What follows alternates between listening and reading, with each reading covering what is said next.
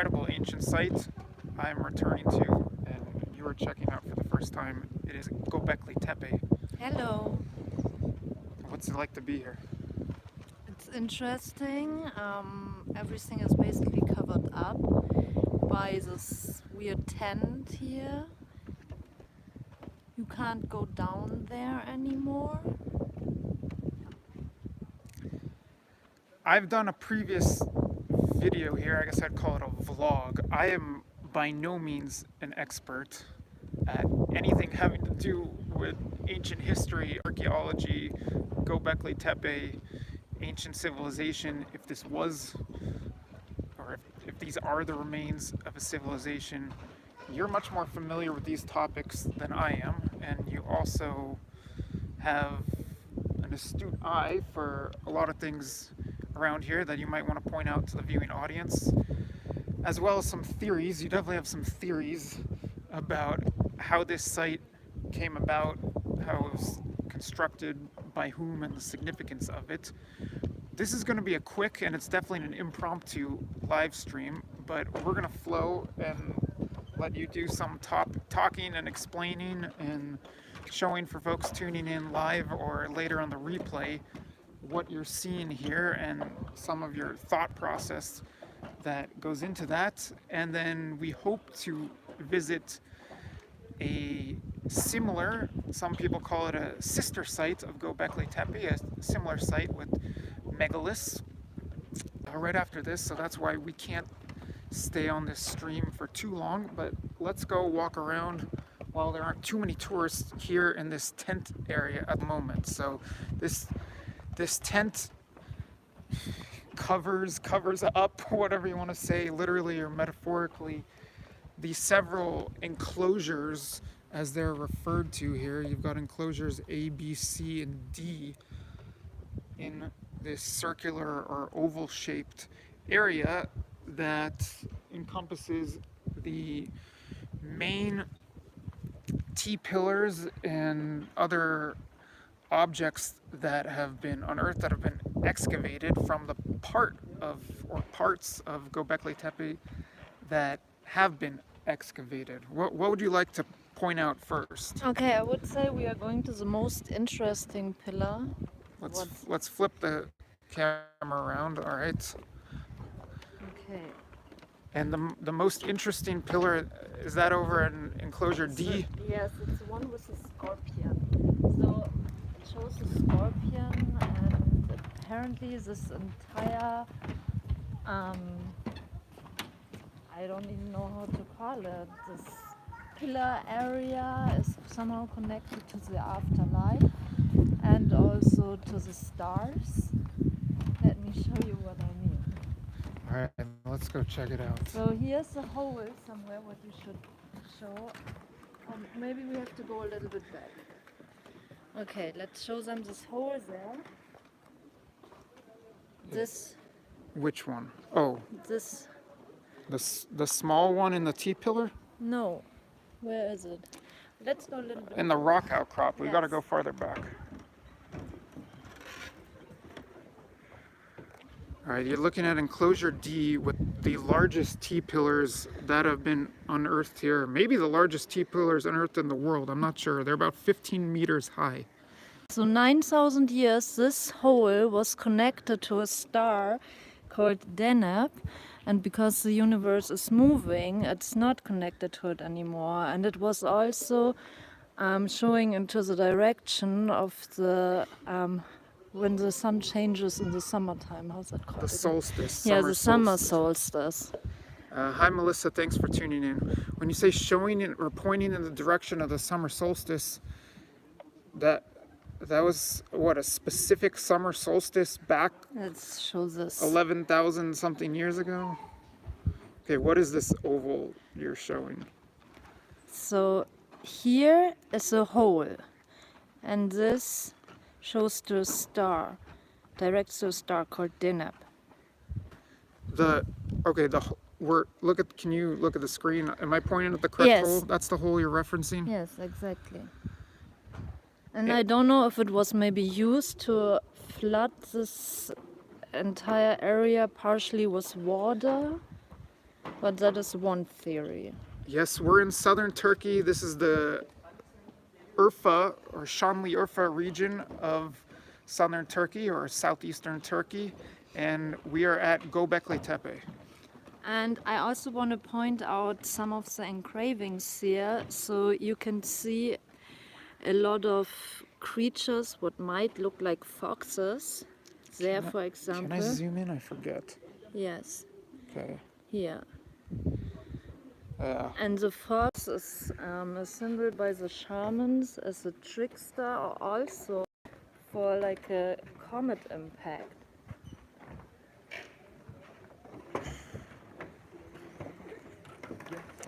This teşekkürler. This fox symbol is seen on quite a few of the T-pillars here. I'll get to the questions momentarily. And Annabelle's talking. You want to repeat what you just said about? Okay, so the shamans. Well, let me. All right, so there's the fox. You see it on a bunch of the T-pillars. Yes, you see them on a bunch of the T-pillars, and they're sometimes horizontal, sometimes they're hanging a little bit down. I don't know what that exactly means, but it's a symbol as a trickster. And also when the tail goes down, it symbolizes like a comet impact. So like apparently the site is 9,600 years old before Christ, and on this one pillar it's kind of the date of when this area was finished. And yeah, let us show them the. Can you flesh out this pillar. afterlife theory a little bit more? So you said it's theorized that there were shamans here. For a little context, the mainline narrative No, describes. I'm not saying shamans were here. I'm saying that shamans are using the symbol of the fox as a trickster. Okay, and It's like a common symbol what they are using. and do you And here are a lot of foxes on these pillars. do you subscribe to the theory that there was shaman activity here relating to humans transitioning, I don't know if that's the right word, but to and from life on Earth and the afterlife? I'm not sure if shamans were here, but they have a theory that you can go to a specific time with specific rituals to a hole in the Milky Way, and then you can enter another sky or universe through a hole in the Milky Way. All right, let's go check as I And I also want to say something else. else. So here you see the fox horizontal, and on those two pillars which are lined up, those ones, they are also foxes facing each other in the middle of the pillars. All right, I'll respond quickly to comments. And where do you want to head next? To the pillar 43, what some scientists say shows a date about when this construction was finished. All right, let's head over there. Johnny asks, is it an underground city? No, we actually just came from two underground cities. We came here to the Urfa region from the Cappadocia region, and we visited two underground cities there. One, the famous one of Derinkuyu, which a lot of people consider the largest underground city in the world. And we've also visited the nearby underground city of Kaymakli, which is thought to connect to Derinkuyu via tunnels. Someone asked how much is admission. It's cheap, especially with the devaluation of the lira. 65 lira. It's like $7.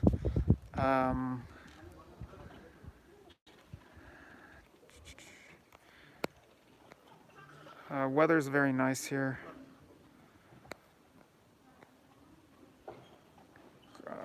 Crackshot322 saying the correlation to the Younger Dryas cataclysm is extremely interesting. I don't know if we have time to Yes, get into that, we but if can you go want into to go. that a little bit.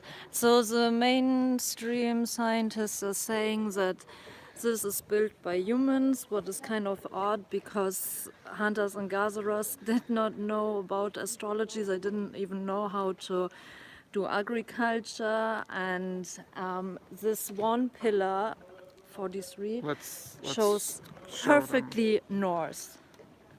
Let me show that with a compass also. For a little bit of context, there's definitely debate. Actually, Gobekli Tepe kind of ignited worldwide debate about whether or not there was civilization and advanced technology. There's also a fox and a human hand. So this is pillar 43, right? Yeah. So there's a hand, kind of, and there's another fox. And this one is 43. Oh, all right. I'm mixing them.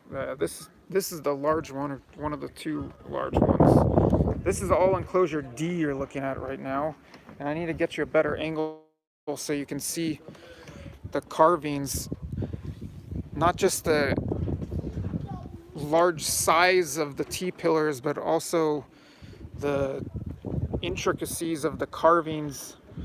Makes a lot of people question whether hunter-gatherers could have done this, and a lot of people question the mainline narrative, put forward the explanation that what you're looking at are the remnants of civilization that dates far back beyond when the mainline academia and textbooks state when civilization began.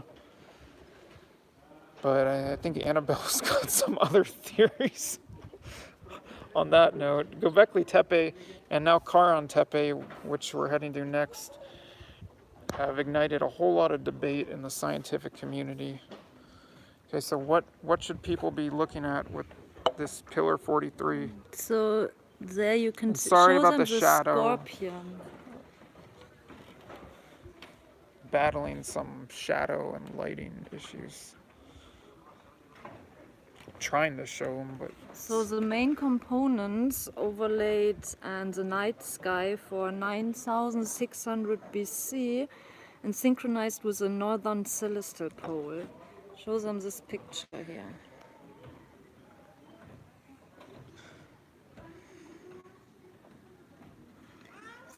So this is how the painting on the pillar looks like.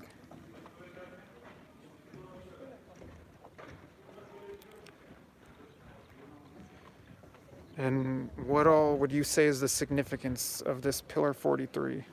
So apparently the end of the, how's it called, after the comet stroke Earth. Is this some widely agreed upon fact that the comet struck Earth? Well, I think there were comet rests found all over the world, and the Hopi Indians have kind of the same theory that the Anunnaki, the ant friends, came from the sky after the sky lit up on fire and the earth was, there was like a mini ice age or something like that for 1,000 years. And then the ant friends came.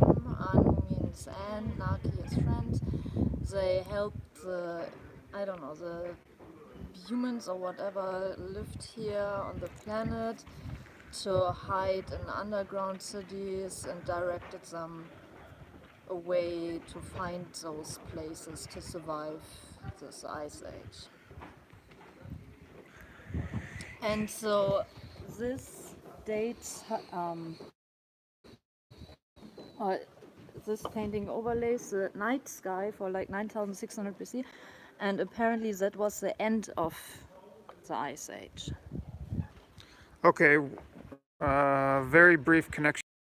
Sorry about that, we're back. So Annabelle, you're saying that the motif, or whatever it's called, what we're seeing on this pillar matches what the sky looked like 9,600 before Christ. which was basically when this site was Finished. finished or built or So founded. apparently Or, it took more than one day to build it, and who built it, nobody knows. and you want to try showing how this aligns north. Yes, I can do that. Oh, you took a picture of it, right? I did take a picture of that. In fact, I already posted that. You could check my Instagram or Facebook to pull that up. Meanwhile, for the audience, I'll pan.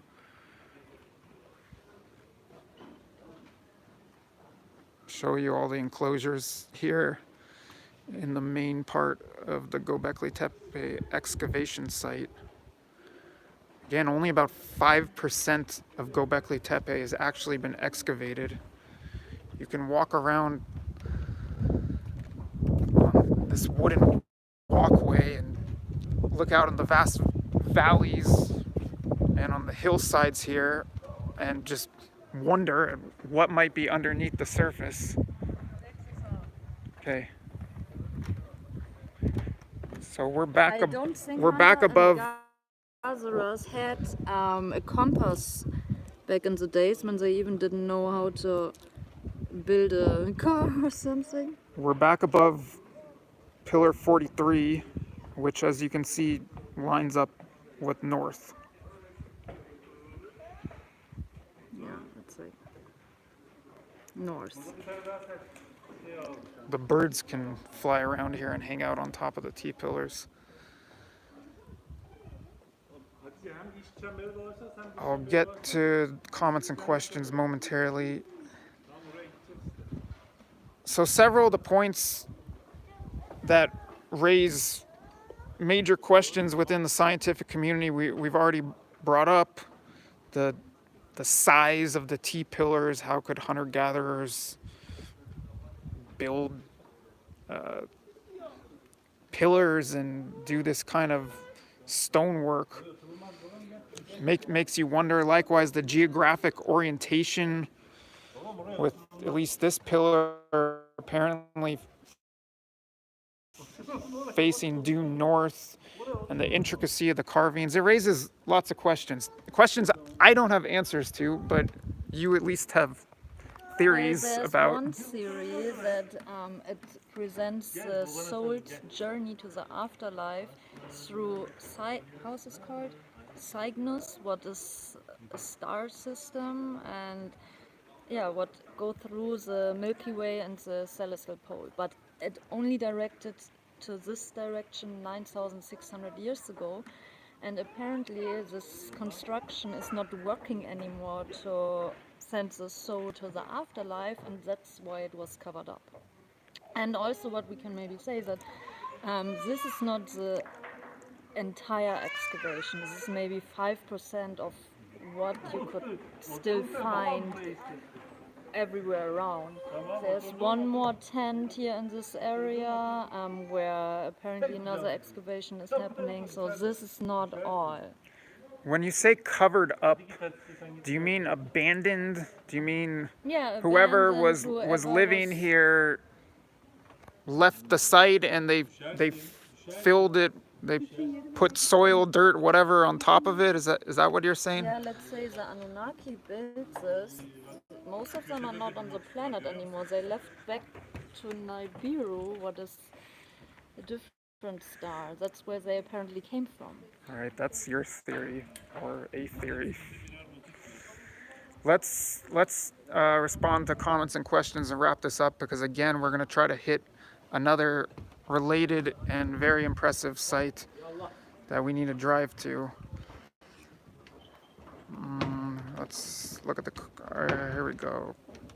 Crackshot saying correlation of the Younger Dryas cataclysm extremely interesting. I think you touched on that. That Younger Dryas. You want to explain that reference with regard to the ice age you were talking about?